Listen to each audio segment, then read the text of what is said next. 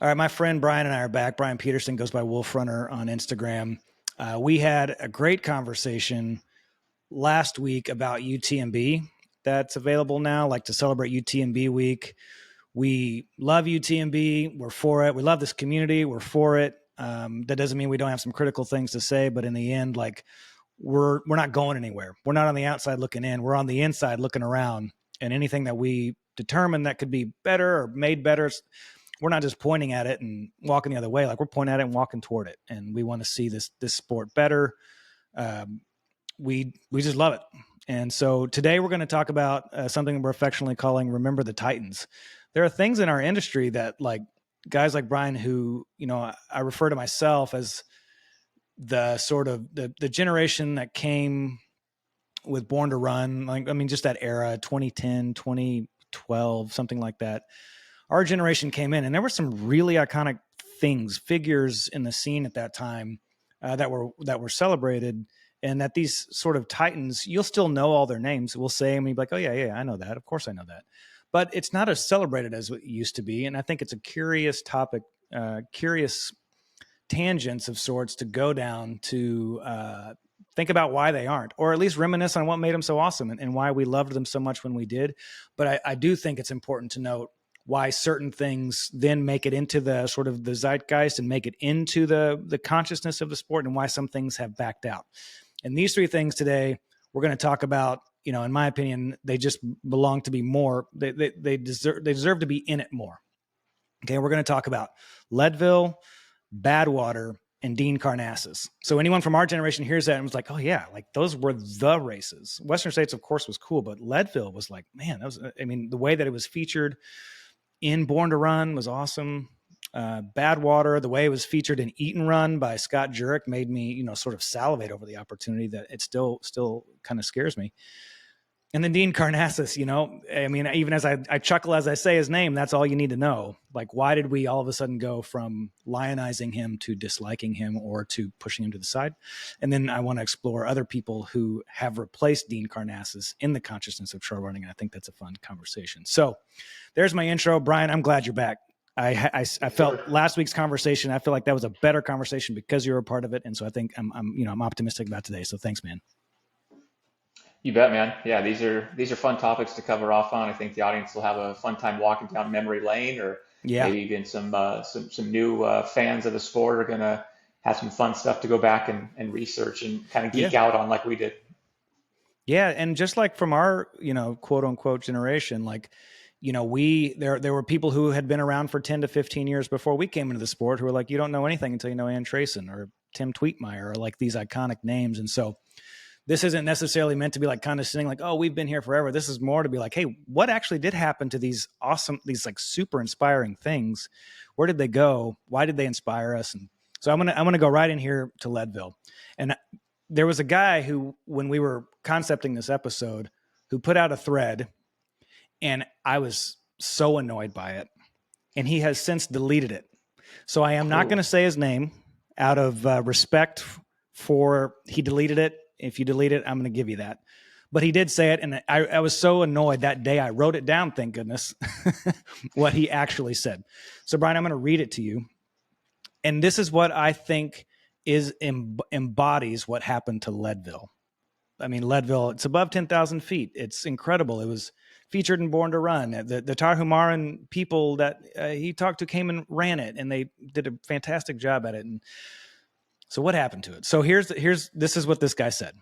He said, this is right after Leadville this year. He said, I can't wait to watch all the YouTube video documentaries of hybrid athletes and influencers running Leadville 100. It will be so inspiring. And this was making fun of it. It was certainly, he didn't mean it. And then someone follows up with, well, now that Nick Bear is doing High Rocks, maybe they'll all just go there. And so the sentiment there is that these guys aren't welcome in our sport. Like Nick Bear running it, and for those who don't know Nick Bear, hybrid athlete, he's ripped. He's a big dude, and he's turned a whole lot of people on to Leadville. And so somehow, somewhere along the way, Leadville went from the epitome of ultra running in America, in my opinion. It got bigger but not in the dirtbag running scene. It got bigger in another way and felt like it split. And this guy who wrote this saying, here we go. We're going to have another round of YouTube inspiring documentaries about these hybrid athletes going out and running Leadville 100. And then someone saying, I hope all of those people go away. That to me, I feel like speaks to what we're talking about here, and is what is wrong here. Like this is what, where Leadville left. So there's my long introduction. I'm curious your take on that. If you see it the same way I do as representing what happened to Leadville, but yeah, just your thoughts, your reactions, and you can chase this however you want. Yeah, so this is a live reaction. You kind of teased me that you were going to have a little bit of a Easter egg for me to open up there to start Yeah. with, but yeah, I think this is going to be a bedrock theme for the conversation. It's that whole kind of "they're not like us" kind of mantra that is. It does have a heavy undercurrent in trail running and ultra running, and Yeah. just to like point in right at that quote. This isn't like a 5K turkey trot that these guys that are influencers that are taking on to, heighten their image or, have some sort of masculine content on YouTube, right? Like they're putting in hard work. They Yes. are like us. They are endurance athlete junkies. They Mm. have, Mm. a thrill for adrenaline. They have an imagination, a sense of creativity and wonder. Like this scares them. Anybody that Mm. watches Nick's content should be inspired. It Yeah. harkens back to things like what Billy Yang was doing before he Mm. left the community, to pursue his own personal life. And I mean, that's great, but I have enjoyed what Nick's done. Some of those Yeah. films that he's put out have been great and captured the imagination of what our sport is and introduced Mm. tons of people to the sport. And Mm. so I'm not at all here for the whole let's just send this group that identifies differently. It just reeks of maybe insecurity. Trail Mm. running doesn't look like CrossFit, and it doesn't have that same type of masculinity or strength that you can visually see with these guys. So I don't know, man. Mm. I'm not for that. I understand where it comes from, but I think we need to, when we see it, call it out like we're doing and kind of say that's not what our sport's about. Yeah. I mean, I can't even resonate with that idea. Because, like you said, it'd be one thing if we were like 5K enthusiasts. There's plenty of them, and we're like, oh, now these guys are coming and sprinting for 20 minutes, and they're ruining our sport. You're right. That this, I mean, I don't know Nick Bear's times. I haven't looked that close at it, but and Matt Johnson, who is also a Nick Bear disciple's a strong word, but they're buddies. Um, I don't know their times, but they are going through the whole gauntlet. They're not like there's no hack. You know what? He ran 20, I think he ran 27 something at Leadville his first one. So it was not a breeze. It wasn't, I mean, an absolute sufferfest. This with this sport being an equalizer. I don't care what sport you're coming from. Like he suffered that 27 miles. So to your point, he did the same thing that we're all out there doing. So why? I want to drill in on that a little bit more. So if Leadville was once, and I appreciate that Anton Kaprichka, legend of the industry, probably one of my all-time favorites, still ran it like last year, 2 years ago when he still podiumed. right.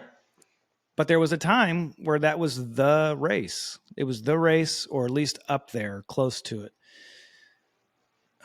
What was the? I mean, what was the decline? Like, do you know like a first moment? Like, when did that thing just start to slide down to become weird? It's not a weird. It's not a slide down. It's a slide up. It was still popular. It's just it lost the enthusiasm of the dirtbag community. Yeah, I mean, I think you have two things happening at the same time that's creating kind of like a stronger force of pulling it apart. Um, I think you have the partnership with Lifetime that, obviously strikes Mm. a nerve with folks. That I think that took place before the UTMB Ironman partnership, and that one Mm. was heavily criticized. Um, and then I think you have kind of a crystallization of like sponsors driving where athletes run because that's Mm. seems like that's how their contracts are incentivized. And I don't think it would seem like the evidence is out there that there's a big any sort of big compensation for them to go to Leadville. Um, Mm. it seems like Leadville's created its own community. It's got a lottery system, for Christ's sake, so we're acting like it's kind of Yeah. a nothing event anymore, but there's Yeah. 800 people who run it, and then there's a lottery that's very difficult to get into. You got to run a qualifying event. So Yeah. yeah, it does seem like there's this big island just right off the shoreline that we can see, but nobody's talking about. And there's a lot of people that are still interested in going out there. Yeah. I think one is symptom the right word? One expression of what we're saying is that it's not on Jim's calendar. It's not on Zach's calendar. Like in our UTMB discussion, we explored like, okay, prize money doesn't seem to be the thing that draws them. It's the if their sponsors are paying them. So to your point, like our sponsors incentivizing Leadville, maybe they are, maybe they aren't. But is there no like gravitas to winning Leadville like there is to winning Western States? Because if gravitas is one of the appeals, or the sponsorship draw is just stronger than I'm giving it credit for, like the sponsors driving where they race, is like how powerful is a first place win at Leadville compared to what it used to be, or compared to a Western States? Well, I think this year is a great year to talk about it, right? Because you had Coach David Roach go out there and just absolutely blister the course to a course record tune. And And was I it mean, I really know his AJ, first 100 miler? it was, yeah. I, yeah. Yeah, incredible, incredible. I Yeah. mean, still can't wrap my head around it. And Yeah. I think AJW put together an emergency podcast, so good on him. He had David on that I Yeah. listened to, so it was a good Oh, podcast. cool. And David's a great guy. So, but no, I Mm. guess yeah, I guess it's not. It's not really quite as career defining, or it's probably not going to rank you up high at Ultra Runner of the Year if you go out there and win Leadville. I mean, look at what was it? It's Andy McDonald who's been out there the last couple of years, Mm. kind of making that his conquest. And Mm. I mean, it's got maybe just a tiny blip on the radar. There's been some Yeah. media coverage about it, but yeah, it's really just for one reason or another been cast away and not covered. So I Mm. don't know if it speaks to the state of our media. We kind of always hear the media celebrating themselves. They do a good job of kind of letting us know how good they're doing. Um, but the fact that Leadville doesn't really kind of show up in a meaningful way might say that there's room for expansion. So maybe that's where you and I come in, is that we start Yeah. championing some of these races that just fall by the wayside. Dude, and so I said something on Threads, and you kind of came and cleaned up what I said and said it better than I did. And that is to put coverage on the back of the pack. Like we can only do this one time, and you can't announce it in advance, because whoever gets DFL at the race, I mean, they're going to try and throw the race. If they know that we're there, we're going to cover the back, and we want to cover DFL from wire to wire. Me and you, and the joke was also with Troy of the Midpacker Pod, that we cover that, to come in and, as you put it, like sweeper cam, like to put cameras Right.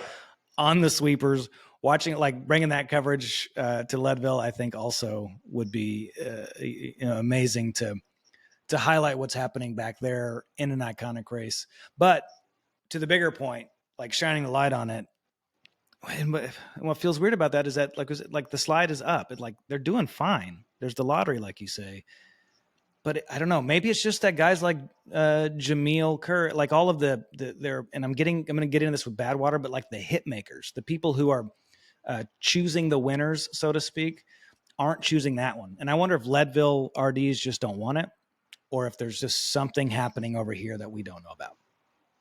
Yeah, I think that was kind of, just to call it fair on both sides. Yeah, I definitely think, again, I don't know any of these people, but it's just opining Sure. between you and I on a podcast, right? But it does seem Yeah. like the Leadville brass or committee, they're okay not really plugging into the machine, right? They're okay not plugging into Big Trail. And so I think both sides kind of reciprocate each other's wishes, Yeah. and they Yeah. just kind of go their own way. Yeah. Leadville falls at a pretty awkward date as well, because you Yeah. figure as Western states and UTMB have Mhm. risen, Yeah. Leadville's smack dab in the middle of those. So Yeah. it's always going to kind of create a challenge for the best talent to get out there, with the Right. depth that you would need, right? You need to see 20 deep men and women on each side for it to kind of stack up now against the other iconic races. Yeah. What do you? So I remember Lifetime. I don't. What is Lifetime? I know that they came in and there was something around that. I didn't pay close attention, but since you mentioned it, can you shed any light on that? What the Lifetime thing was? No, I don't know it other than the same thing, kind of being like a big conglomerate, outdoor, Okay. that's the other thing too, is that, Leadville has its own unique community because it's also got the 100-mile mountain bike race. That's So true. Leadville to me is kind of like a hybrid in the sense of like this emerging mountain bike gravel scene that Mm, gets thrown in with an iconic historic 100-mile trail race. Um, on paper, it's got every sort of ingredient you would think, and I think that's why amateur runners, guys like you and I, and maybe people who are, content creators, seek it out because, like you said, it's above 10,000 feet. It's a yeah. historic mining town. It's Yeah. got the imagery that captivates the imagination, and it's an out and back course, so it does have Mm, I believe that makes it a lower bar for entry for logistics for guys that are just getting into the 100 mm, miles. yeah. The crew setup becomes a little bit easier because you hit the same aid stations twice. So if you think about it, it makes sense that, somebody would pick Leadville as one of their early 100 milers if they wanted to tackle something burly, but not deal with a true like looped course or point to point. That would add Hmm. an added layer of difficulty there. Yeah. I think you nailed it with the community piece. Like there is a Leadville community, and Yeah. on the outside, it's like, yeah, why do they need Mountain Outpost to do a feature of it? Even if the RDs wanted it, why would the community doesn't need it? Like it's at critical mass. It already has the lottery. Where's it going to go? I mean, it's only going to go somewhere if there's ever a point where there's demand to consume the visual from around the world. So the community sustains it. And I feel like that's the perfect transition into Badwater because I feel like the Leadville community is, I mean, a case study in community. Badwater is like that on steroids. Like it just doesn't need anything else. And the amount of people that can run it every year, it's a very small number. I'm shooting from the hip here. Maybe it was 100, something like that, that can run the original Badwater in Death Valley. And half of them are people who they leave half of those for people who've ran in the past. And then there's a really high bar to be the other half. But Badwater, 135 miles in Death Valley. Like if you want to suffer fest, like that's the real deal. Where Leadville brings that 10,000 feet plus, Badwater brings the heat, literal heat, and the distance, and a good bit of climbing. At least when it used to finish at the top of Mount Whitney. Um, and in books like Eat and Run, that was put in my radar, even though it's been around since long before that.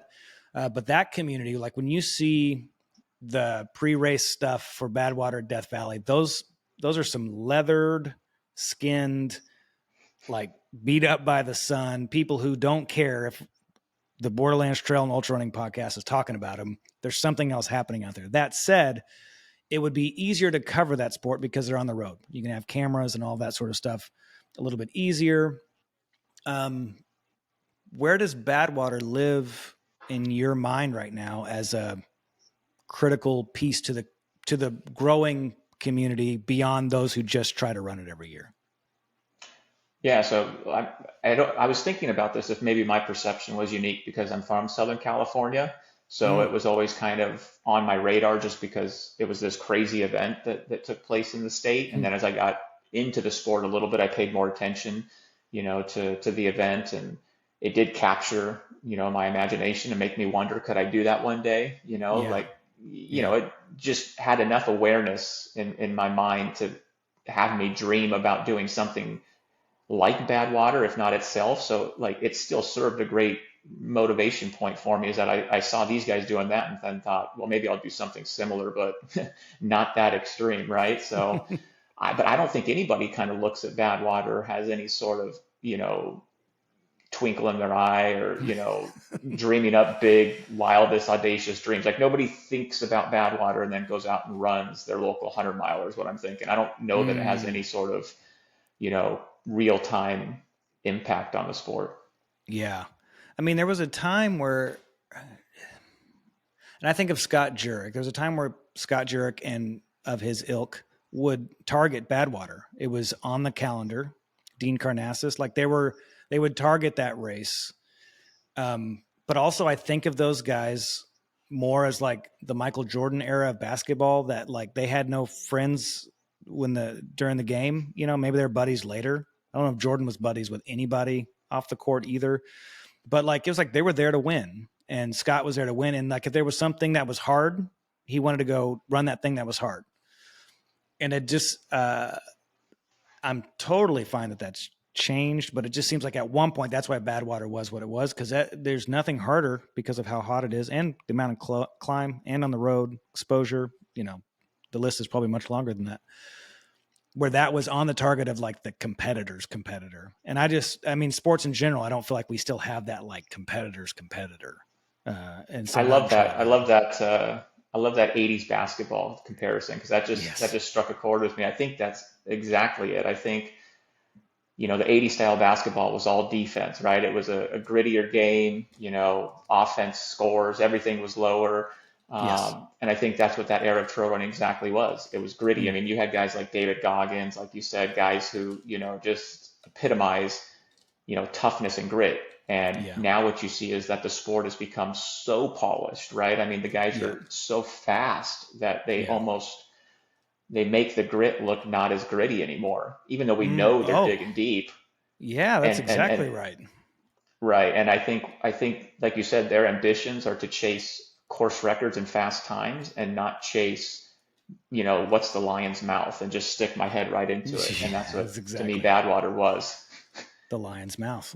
That's Yeah. exactly it. And so then, as with anything that grows and like becomes, I don't want to say bubble, but like Badwater was super popular and then it wasn't. Those who have remained in it were the ones who were around before that bubble, and it's those people, which is why I think at least a year of coverage or a really solid documentary, like high production value documentary on the mindset of the average community member who's there every year, would be fascinating, because it is foreign at this point. And to your point about the way that the athletes' minds are, I often think now, like when they would do like push for certain sports in inner city Chicago, I would think, okay, yeah, they're doing a push for the NBA for these kids who haven't been exposed in a certain way. That what did we take? What, like, these great athletes, were they going to play football, but because of this great marketing, now they run, or now they play basketball instead? But they're such great athletes. LeBron could have played tight end just as much as LeBron could have played basketball, but it's basketball that got him. Now, trail running, there's a little bit more money, not a ton, but there's more. And it's a sport that you can do after your road running ambitions have either succeeded or failed, because you can do it a little bit later. So, are there, all of that to say, are there people who are in the sport now who would be awesome in other sports? It's just the marketing is good and it's brought them over, and Badwater gives them nothing. Even a great time at Badwater gives them nothing. There's nothing sexy about it. It's harder than average. So nothing sexy, harder than average. Now, that's just not appealing to them. But Western States is, or these fast courses are, or XYZ. That was a long rant. What do you think?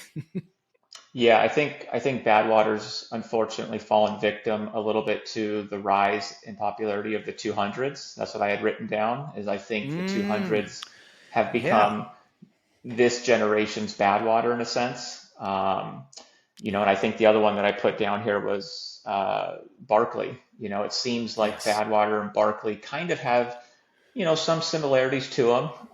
But Yes. the Barkley is celebrated and revered and held to a pedestal of, just Yes. the purest of, performance. And I mean, Mm-hmm. the whole entry to Barkley is very confusing and tough. And, the way to get into Badwater can be very difficult as well, so, Yes. but yeah, I see That's Barkley in spot the on. 200s. Yeah. Man, that's exactly. I think it's a zero sum game between Barkley, the 200s, and Badwater. I think you're exactly right. So I mean, there's more people going into that, so it's not entirely zero sum, but to a point, that's it. They're fighting with each other, and so there's not, or like, for consciousness in the person who's willing to run the 200 miler. I think that's a fantastic insight. Yep.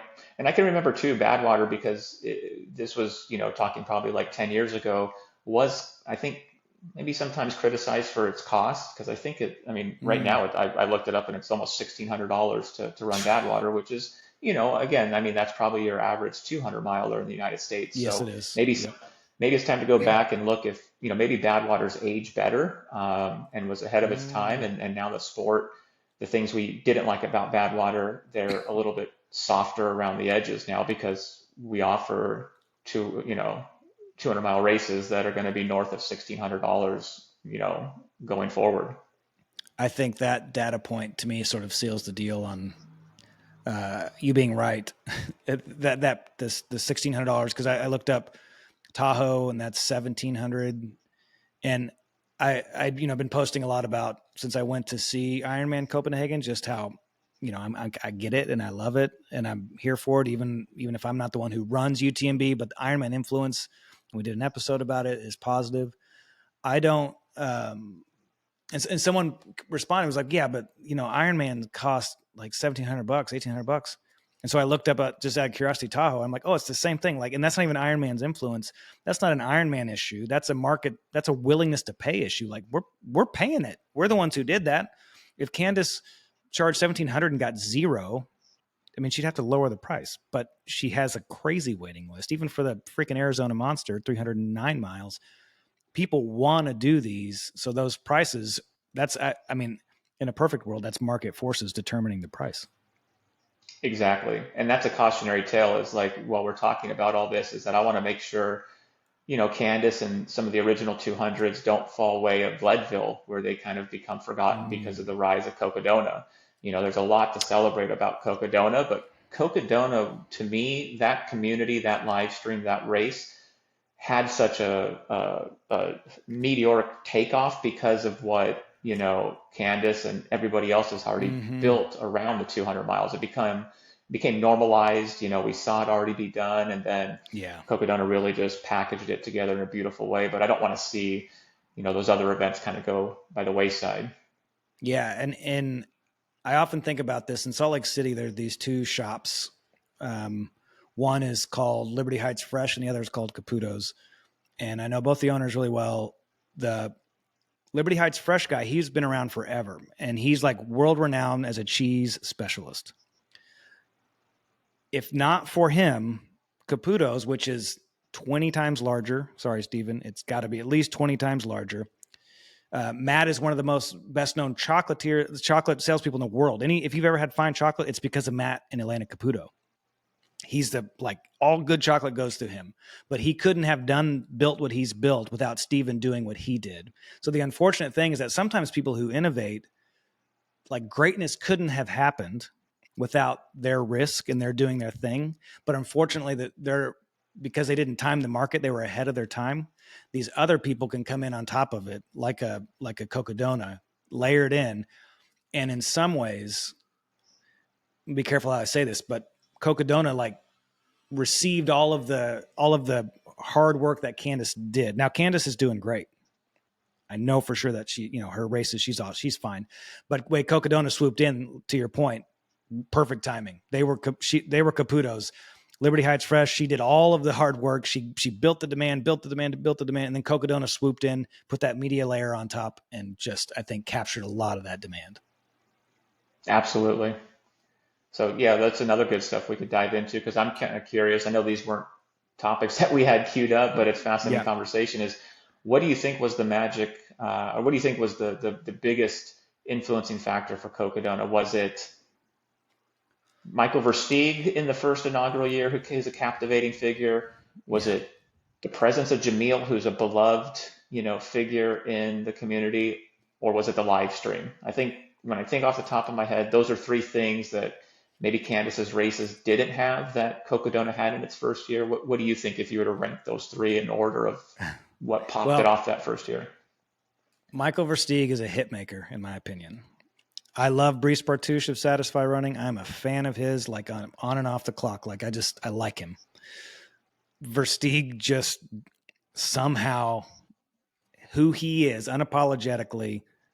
If something aligns with him, it does really well because he's so unapologetically who he is, and who he is so metal and so cool and so bands like Death March or bands, companies like Death March, all that, they have the skull branding and they do skulls, all this sort of stuff. Versteeg is just, he is that. And so I feel like him doing well that year was perfect. All that media was great. I watched it in real time. Was it the pandemic year? Was it 2020? Was it May of 2020 or was it May of 2021? So I think Cocodona's success was a big part of Versteeg, but it was already, people were already watching it. So Versteeg, I think, just was a multiplier of it. I think we were hungry coming out of the pandemic. And that was awesome. Races were still coming back. In 2020, Vacation Races still put on Bryce at the beginning of June, which was awesome. I ran that, but we were hungry. And I think it was just like there was the pinup demand. 2021 was like the year of releasing pinup demand. And I think that was the perfect timing, combined with, how much the community loves Jameel Curry and our Vipa, and I think they love it because of Jameel, yes, but also because it represents the West and the desert, and it feels very American. So Versteeg is Americana embodied, and the Arizona desert is Route 66 Americana embodied. And I think, people all over the country saw that, and it just felt like to go run that is to be like a cowboy, is the myth of the West that America was built on. That's what I think. So it was like the perfect storm. And I'm not going to say that Jameel didn't do it on purpose, but I think it was just the perfect storm of in his control and out of his control. Yeah, and you said it a couple times. They saw that, and that's a huge, Yeah. piece, right? That is Yeah. it is the live stream. It is the live stream right now is just kind of the kingmaker because there are no races. Like if it doesn't have a live stream, it didn't exist almost right now. Uh-huh. And That's that's right. kind of what we're talking about in this whole episode is the live stream and who the media chooses to pick with coverage and content kind of is driving, a lot of the focus. Yeah. In all caps in my notes, it says, Kingmaker was not the term that I used, but that's exactly it. And, Leadville doesn't have the coverage. Badwater doesn't have the coverage. So there are people that are picking the winners right now. And I don't mean that nefariously. I reject wholeheartedly all language about being a victim. So I'm not saying anyone's victims here, just observationally. There's a scarce amount of resources out there. Those resources are not going to Badwater. They're not going to Leadville. And so back when all things were equal and there was no media coverage, I think Badwater was, they're from the same era. They were geared for marketing for an era that has nothing to do with social media, and the races that are doing well, the ones that have embraced media, digital media probably. But there are people picking winners, and these aren't the ones who are being picked right now. And that could be, again, on the RDs, that could be on the scarcity of resources for someone like Mountain Outpost, or, what did Hard Rock have to pay to have Mountain Outpost be there? All those things probably factor in. But there are kingmakers, and they're not making these two races their king. Right. Yeah. And I think it's just kind of a mass consolidation era right now of the sport. You're seeing the athletes consolidate down into, a few number of races, which is fun for us. You're seeing the media follow behind, Yeah. everything's being consolidated down. So it's that old analogy, right? It's like we went from kind of having a beachfront shoreline that was 100 miles wide and a foot deep, right? Like we got a lot of different types of things that we talked about, a lot of races that popped up on the calendar. Fields weren't deep, right? The content probably wasn't that deep either, but we talked about a lot of different things in the sport. Now you basically got like a 10-foot shoreline, but it's 100 feet deep. We're going deep into all of these major races now in ways that we didn't before. Live streams, live chat communities coming out. So yeah, but again, it just sparks the opportunity for the next group of media talking heads to come in and resurrect some of these other events that deserve it, like what you're doing. Yeah, and I like your perspective to say we are better for some of that consolidation. I've written in my notes before, thinking through things like, is trail running too young to be consolidating so much? Like, do we still need to grow wider so that there can be more in here? But at the other end, that used to be like, oh yeah, man, Jim ran this race and Anton ran that race. And wouldn't it be cool if they did all run the same race so then we can start to compare apples to apples? And we can compare apples to apples. And like, because of that consolidation, they all are landing at Western States or landing at UTMB. So we do get to see, like, as fans, we get to see the best of the best go against each other. I mean, even though Killian's not going to be there at UTMB, we still get to see, Jim and, the French grade Germain Grandier go against each other, or Western States, that absurdly deep field. So I just, because I want to also be generous with our criticisms here, it's like, yeah, that consolidation is happening, just not at Badwater, not at Leadville, but the way that's consolidating also, it's a massive win for those of us who just want to kick back and watch some badass runners do their thing. Yeah, yeah, I'm all about consolidation at the front end, the professional side, the guys actually trying to make a living at it, the guys actually, with just God-given insane talent, Olympic quality talent. I'm not okay with consolidating and removing people like you started off the Right. show with, people who Yeah. are just different. Like that's not okay Yes. consolidation, and they're both happening at the same time. Like Yeah. bring Yes. bring in everybody. Yeah. Yeah. It feels like almost competing until you think about it for a minute to say, no, we want people who run high rocks, which I don't totally understand, but there's hybrid athlete, there's strength, and there's upper body. I want people who do stuff with their upper bodies also to come do our sport. The gates are wide open. Come do them. However, don't waste my time in Western States with giving someone an entry, giving a brand entry to somebody who's not going to make that race more fun and interesting to watch. Like, maybe you could close that gate a little bit just to make it more awesome for me as a fan who loves it. But yeah, bust the gates wide open, eliminate the gates, light them on fire. Like, everybody needs to be in here from every sport. Everybody's welcome. Yeah, I mean, it's almost hypocritical because we talk a lot about, body positivity and encouraging those, that are getting into the sport for health reasons, or who, sometimes feel intimidated to go into these athletic events where, people, show themselves to be fit, right? Like we welcome those to our sport. But you have somebody who comes from a different type of athletic sport who shows themselves to be extremely fit, strong, right? Mm-hmm. And Mm-hmm. we discourage them. We want them out of our sport. You bring a different mindset, you bring a different look, a different Yeah. way of talking, of presenting yourself. That's not what our sport's about. And we're going to throw you out just because of what our perceptions are on you. Like, I don't know. Yeah. I'm not okay with that. I mean, we absolutely begin to eat our own. And Yeah. that is the perfect transition into Dean Karnazes. Like, if this is Remember the Titans, like, Dean Karnazes was like mainstream darling, marketable darling. Everyone seemed to like him, and I liked him. My first ever trail race was the North Face Endurance Series in Park City, and I signed up. And I had not heard of Dean Karnazes, but he was a North Face athlete, and so he came to speak. It was the first time I'd ever heard of Timothy Olson, and Timmy Olson was there to speak. And I was like, this Dean Karnazes is great. I read Ultra Marathon Man, or I listened to it on Audible while running, and I was way into him. And then as I got more into the sport and I would bring that up, it felt more like a punchline. And so I didn't start to dislike Dean Karnazes until somebody told me I should, because of reasons that they had, which feels like, I can't say that clear enough. I would have always liked him if someone didn't come in and say, "Oh, real ultra runners don't like Dean Karnazes." I think that's the sentiment. Would you agree with that? 100%. 100%. Yeah, he became kind of a meme of Yes. ultra running, some sort of, always the punchline of something trail related.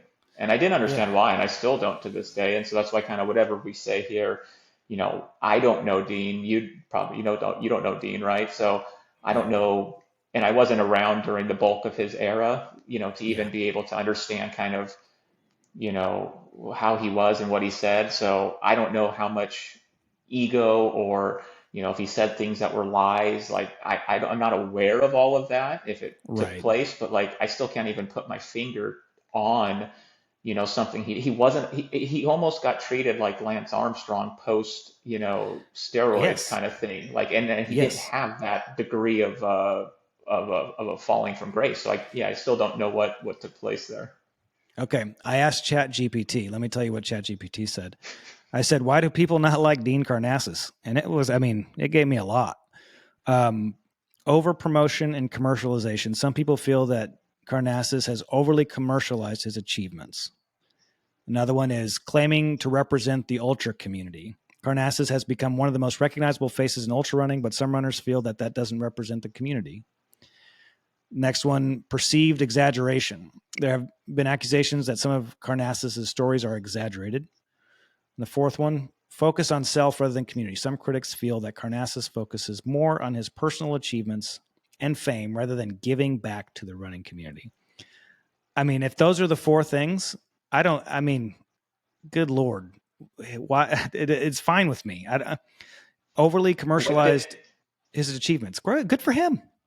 yeah. What did it say about performance again? So I can go into my next one. The perceived exaggeration. Yeah, or something.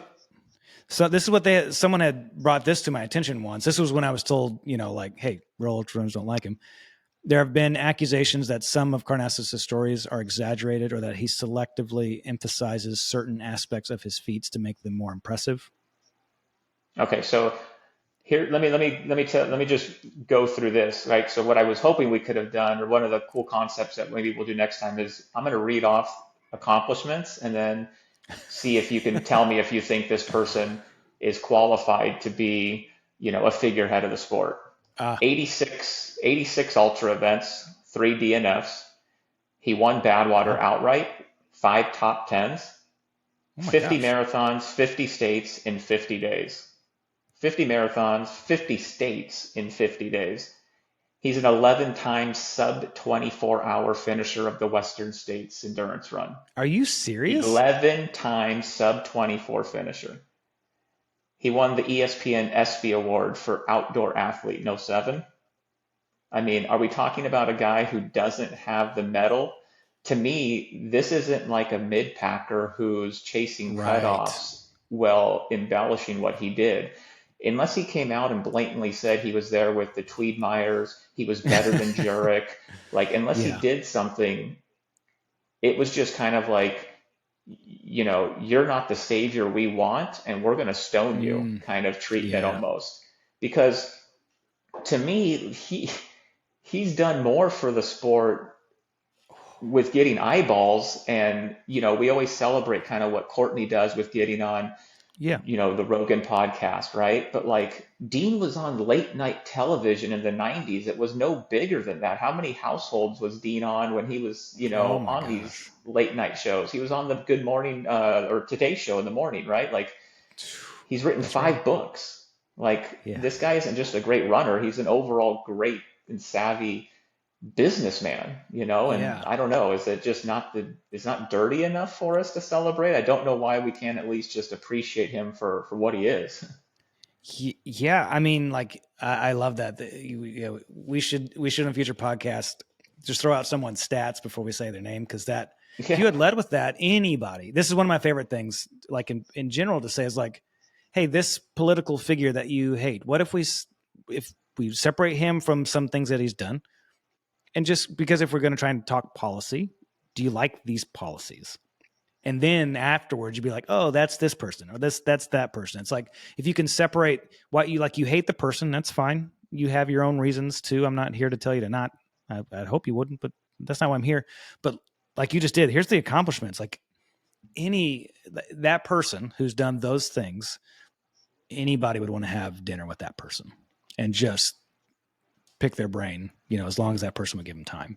Now Dean's like he's like an ambassador for like Greece tourism board. Like that's an incredible accomplishment. I mean, I can't believe how many sub 24-hour Western states he has.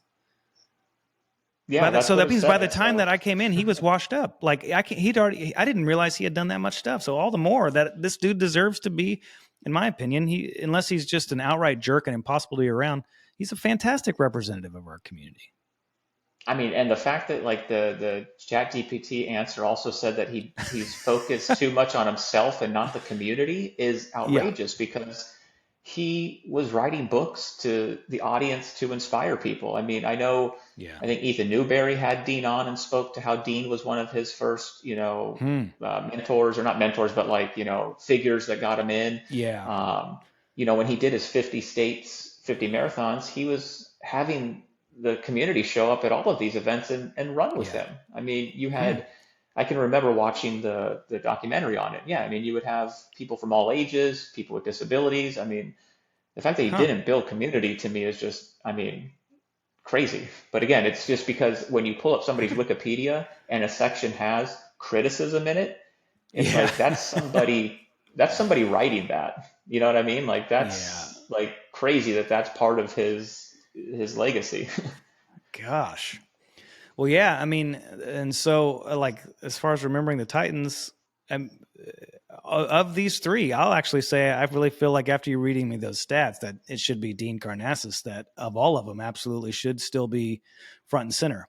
I'm open to there being something I don't know and that ChatGPT Right, didn't know. Like, am I missing right. something? Are we just like up in the night, or is there like a critical thing? But even if he told like a lie, I mean, if I think of the worst lie, that he got first place at Western States and he didn't, like, okay, maybe he's got a lying problem. But if all those things that you said are objectively true, at the very least, the man should be celebrated. If his personality grates on you, that can be another thing. But the man deserves to be celebrated. And he's more of an ultra runner than I knew even when we were prepping this after you reading those statistics. I didn't realize how much of a legit 100 miler he was. Yeah, yeah, 100 mile and beyond. And I think that's the difference of Dean is Dean, in my observation, loved running more than he necessarily loved racing. So he was just Yes. always out there running. And Yeah. like that embodies the sport to me. Like, I mean, he would Yeah. tell stories about going out for late night runs and just taking his ATM card and grabbing pizza. You know what I mean? Like Yes. Yeah. that's dirtbag trail running to me, like Yes. that's just going out for the love of running. Yeah. So yeah, maybe he wasn't, maybe taking it as seriously, quote unquote, as like a jerk or something. But I Yeah. mean, you can't knock what he did, or you certainly can't criticize it to the degree that you almost create a martyr for the sport. Now it's like I have to defend a guy that accomplished and who transcended the sport into the mainstream eye this much. Like it's a shame. He's basically like the Pete Rose of baseball for trail running. Like he Yes. should be in That's our good. Hall of Fame, but it's like we have to Yeah. ignore the biggest name out there. Yeah, that's a good call. Because I wonder, I don't know how official his Hall of Fame is, but Davy Crockett up in Salt Lake City has a Hall of Fame. I wonder if Dean Karnazes is in it. That'd be an interesting assignment Right. to figure out.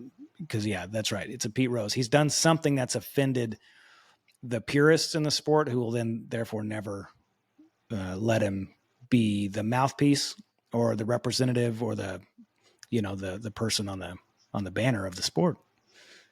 All I right, was going to here's a ask you question this. of these. Oh, you Oh, go, go you ahead. go. Okay. I was No. going to ask you this. Do you think he was ahead of his time and the way that he self-marketed himself? And if so, do you think we should probably try and clean up the Dean story a little bit? Because Hmm. what would incentivize a guy today to self-market themselves and self-promote themselves to the degree of Dean if he's the only example of success and yet we've thrown him into the dumpster basically? I mean, that's so similar to my question of like, who's the new Dean Karnazes of our community? Uh, right now, yeah, like if let's say someone comes along and has incredible marketing savvy, business sense, and they're accomplished as a runner, the, unless you kiss the ring, and that's probably part of the issue here is like if you don't pay homage to Scott Jurek, you don't pay homage to Jamil Curry, you can do no wrong. If you don't pay homage to Western States and then to UT, like if you don't kiss the ring in the right way, you become a problem and maybe you don't get to be celebrated. Can you imagine the most important figure in our sport, who's the new Dean Karnazes, also shitting on Jamil Curry publicly and saying how awful he is? You can't. So you have to play the song and dance really well. And so right now it's just got to be someone who's independent, an independent thinker and fine and comfortable with being disliked, who's also accomplished, decorated, and has the savvy. Yeah, if you get on the Today Show or whatever today's equivalent is of that level of coverage, if you get on, I don't know, is that Rogan or whatever, do you get cut off from the community? Have you sold out as a Green Day 1994? You can no longer, a major label thing, and you no longer represent the early adopters. Yeah, no, I think it's fine as long as, like you said, you came up in the within the confines of what's, acceptable and considered, authentic and pure to the sport. Because nobody's criticizing Courtney, and Courtney Yeah. transcends the sport with the Joe Rogan type eyeballs and Yeah. is very well Yeah. celebrated and well deserved of all the accolades and everything that she gets. But yeah, I think at some point, I mean, the sport is so new that like you have these guys like Nick Bear coming in from their own creative sports, and they're coming in with audience and with businesses that are already more sophisticated and more developed than some of the top businesses and entities in our sport. So I don't know That's if right. that's a threat. I don't know if that's a threat that Mm, like, hey, this guy's coming over. He didn't cut his teeth in the sport, and he's already ahead of us as a yeah. business, as a content creator, as a Oh, followers. He yeah. has That's why everything. Nick Bear's a threat, at least to the upper echelon, Yeah, because because think about it. Nick Bear oh, didn't get yeah, Nick Bear didn't get much coverage at all mm-hmm. until he made the most savvy move with partnering with Sally. The minute he partnered with Mm, Sally, then it was almost like you can't not, yes. acknowledge what he's doing because Sally is also like a Jamil. Oh, She's the you're right. matriarch of trail running, I think, at least in Yes. the West Coast. So yeah, that was a smart Yes. move from him. Yeah. All right. So my here's what I'm thinking. My answer to that question, as I've had more time to think about it, is who is it? There's an element that it feels like Andy Glaze, that he's got some Dean Karnazes like um, potential to be the like a mass appeal darling. Somehow he's already accomplished that. But he's a legit runner. He's running the 100 miles. He's doing all the races. He does whatever it takes. Like so. Is he a real ultra runner? Check. Yes. Does he have a job that when he's not running is his job that's off the clock? Respectable, absolutely among the most as a firefighter. So he's got all the things that have potential to make him a representative of the community. And when I thought of this, then I went back to, okay, early 2000s, someone's sitting around saying, okay, Dean Karnazes could be the one who represents our community. I then started to have sympathy for them when I thought that it might be Glaze representing ours. Cause I'm like, I don't know. Do I want him to be the mouthpiece? All of a sudden I'm the asshole that I was just we've been criticizing the last 15 minutes. Cause I'm not necessarily dying for it to be Glaze, though I want that to be, whoever gets that, congratulations. Does he perfectly embody the community? In my opinion, not necessarily, but is he inspiring a lot of people to run? Absolutely. And does he have a life on and off the clock that appears to be one that would be a great representative of the sport? Yeah. So he there's a lot of things, all the good and the bad, that feels like Glaze might be the next Karnazes. Yeah, I think so. I think that, my journey with Glaze has been, kind of ups and downs, kind of, Yeah. you know, and I think where he settles with me is like he doesn't care. He doesn't care about my opinion, right? Like Yeah. he's got his thing that he loves doing, and Yep. like I've got my thing that I love doing, and we're both runners in this community, and Yeah. you know, all good on that, right?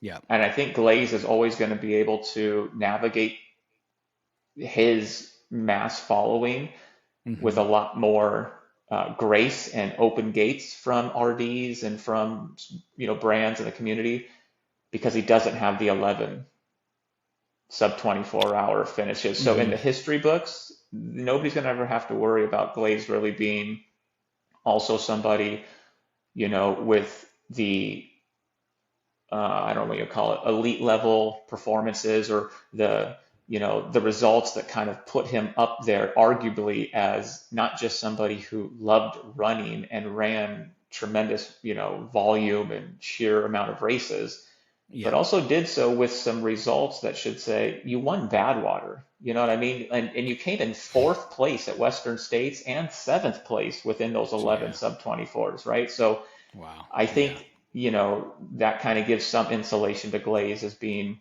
always kind of the champion of the middle of the pack, which is a great place to Hmm. be because that's where Yeah. 98% of the sport lives, but Yeah. never having to take the heat, I think, as somebody who's truly the face of trail running from, Hmm.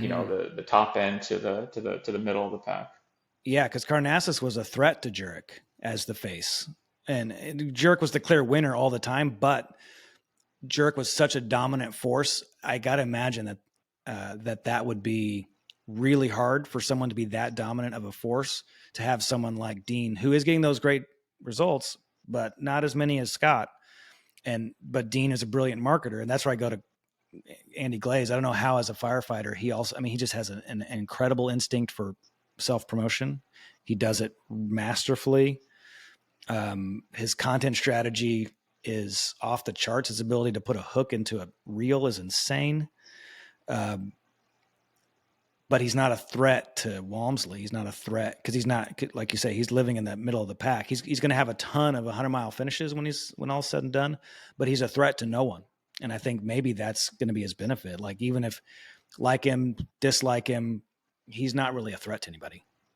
Yeah, nobody should dislike him. I mean, at the end of the day, it's just, you plug into what you find motivating, inspiring, what you find familiar, right? So like again, Mm-hmm. nobody like just like getting rid of the Hydrox or getting rid of the Nick Bear community, like nobody should dislike them. And I've come 180 from that because, I was a critic of the content, and but nobody should dislike him or nobody should be, out there Yeah. championing for him to not be Yeah. as, as big a follower as he's got. So, Yeah. yeah.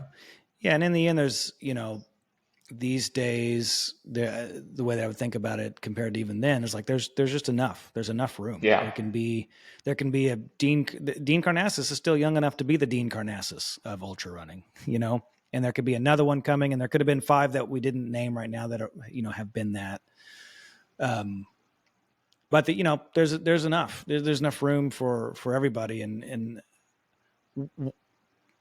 what's weird then about that is that where did Dean Karnazes go? Where did Badwater go? Where did Leadville go as these pinnacle races? I think we've done a pretty good job here of at least shooting out some ideas, kind of our armchair quarterback on why they have. But at the same time, like, man, any coverage of these, like that cynical thread that I read at the beginning, like I actually could read that straight face and say, like, yeah, I am actually looking forward to any of those documentaries of those hybrid athletes at Leadville because I would be inspired. No, there's no irony to that with me. There's no cynicism with that to me. Like, that legit is inspiring to me. So I hope for that. And more people who don't know what they're in for, like a first time 100-miler doing a documentary of that and going through the suffering and the humbling that comes on the other side. I love those documentaries. So the more the merrier from every sport.